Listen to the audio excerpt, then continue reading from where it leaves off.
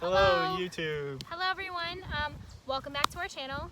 We hope that everyone is staying safe, happy, healthy, Active eating as the well. right foods. This is part of our promise to be a little bit more consistent on YouTube. So welcome back to our third video. Today we want to talk about the 5 love languages, right? What are the 5 love languages? So there's words of affirmation, quality time, acts of service, receiving gifts, and physical touch. We're going to just quickly touch on what each give a brief description of what each love language is. This isn't a new concept, right? This concept has been around forever, and yes, we still feel like it is still very relevant, especially for our age group, right? Identifying the way you love and how you love to be loved is very important. Without it, then relationships kind of will. I think without it, you wouldn't know sort of what your significant other is, like what their love language is. It might cause some friction, right? Between, oh, hey, maybe she doesn't like to be touched and she prefers whether it's receiving gifts or words of affirmation, and you're having issues struggling understanding that, and that's okay.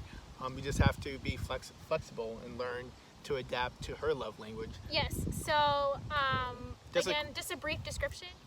So the first one that we're going to dive into and give a brief description of is words of affirmation. And words of affirmation is being told and telling someone that they're beautiful and loved and appreciated and cared for. Someone whose love language is words of affirmation, stuff like that can go a long way over anything else. Over physical touch. Some people don't like being touched and just love being told they loved. And that's okay, right? Being flexible is important. Right, and the next one is quality time. Quality time is one we're a big advocate of, especially during these troubled times, right? Yes. Everyone's in lockdown. Please spend time with your loved ones.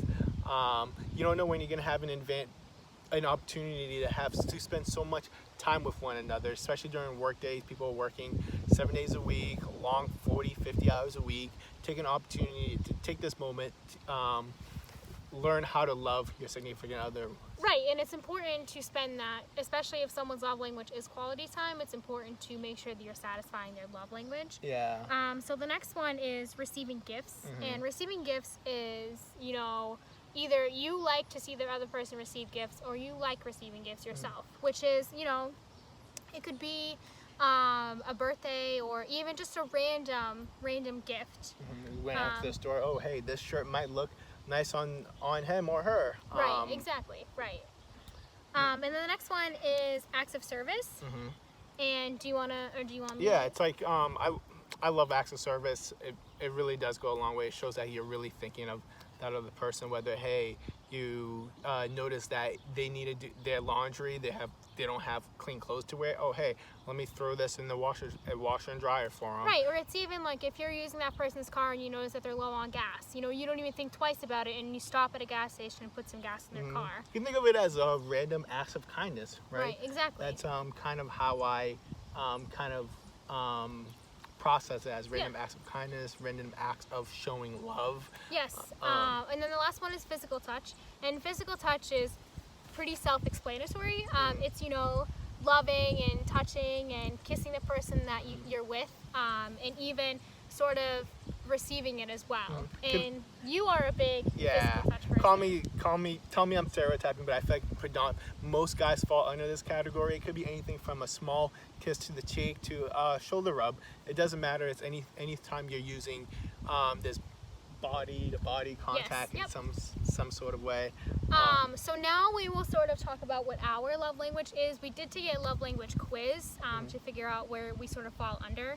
And you fell under physical touch, right? Yeah. So I am meeting my stereotype. My majority of it was indeed physical touch, and the other one being acts of service. I definitely am. You can confirm. Yes, I can. You're a big physical touch person. Yeah. For anytime, sure. anytime I'm with her, I am kissing her. I'm giving her hugs. When I'm around her, I take full advantage of my physical touch opportunity. Believe me. Acts of service. I think you like it, like if I'm out and like if I know that you need something, I'll pick it up, and you're very like appreciative. It's more so how I feel like I need to be loved too, right? Yes. Yep. And yes, you can differ.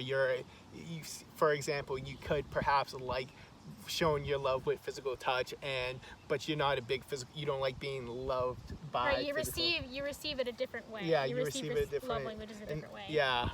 And I feel like I'm one of those people. I still do love receiving physical touch for my love, but definitely how I prefer to receive it is acts of service. Right. And then my love language, my first one is words of affirmation. So I love being told that I'm appreciated and that I'm loved and cared for and that I am beautiful. Which you are. And then, thank you. And then my second one is quality time. I love spending time with him and like with my friends. And sort of doing that disconnect where you disconnect from absolutely everything, and it's just him and I together and nothing else around to distract us. Yeah, I think that's your thing. Right, it's very special to me, it's very important to me because it feels like it makes me feel almost like important. Yeah, and that's why person. when we do go away, we predominantly go camping because it's a big time to get some quality time uninterrupted. You're away from the bustling city. Right, you're able to sort of disconnect. Sometimes when we go away where we have no cell phone connection, so that way we can really disconnect from everything, social media, disconnect from wrestling, really everything. get to know how to love each other. Yep, and it's very, very important for us, and it's made us learn more and more about each other every time we go.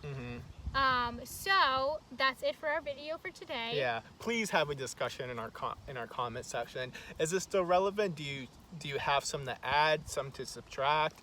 Do you feel like there are different types of love language you want to refer to? And like, what's your love language? I'll drop a link in the description so you can take the love language quiz to see where you fall under.